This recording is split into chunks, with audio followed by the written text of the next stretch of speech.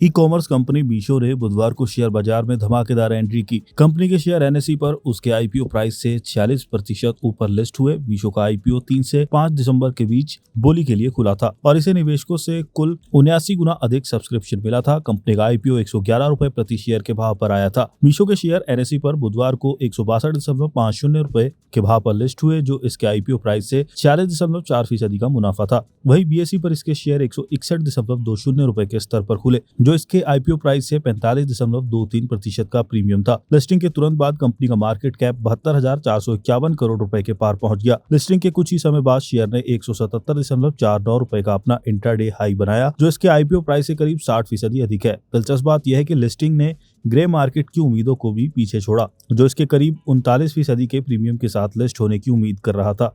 मीशो ने देश के टीयर 2 और टीयर 3 शहर में सफलतापूर्वक अपनी जगह बना ली है, जहां अमेज़न और फ्लिपकार्ट जैसी इसकी राइवल कंपनियों के लिए पैंट बनाना चुनौती वाला काम रहा। कंपनी ने कहा कि आईपीओ से जुटाई गई रकम का इस्तेमाल cloud infrastructure, marketing, brand building, inorganic growth और दूसरी सामान्य कॉर्पोरेट जरूरतों पर किया जाएगा। स्वास्थ्य इन्वेस्टमेंट की शिवानी नियाती ने कहा कि मीशो का वित्त वर्ष 2025 में फ्री कैश फ्लो पॉजिटिव हो चुका है। हालांकि एकमुश्त खर्चों की वजह से नेट प्रॉफिट अभी भी नेगेटिव है।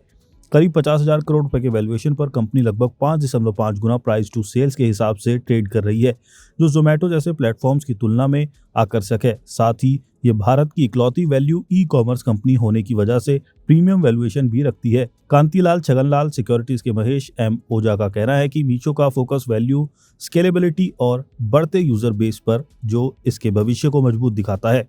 उनके अनुसार निवेशकों को इस स्टॉक को मीडियम से लॉन्ग टर्म के लिए होल्ड करना चाहिए।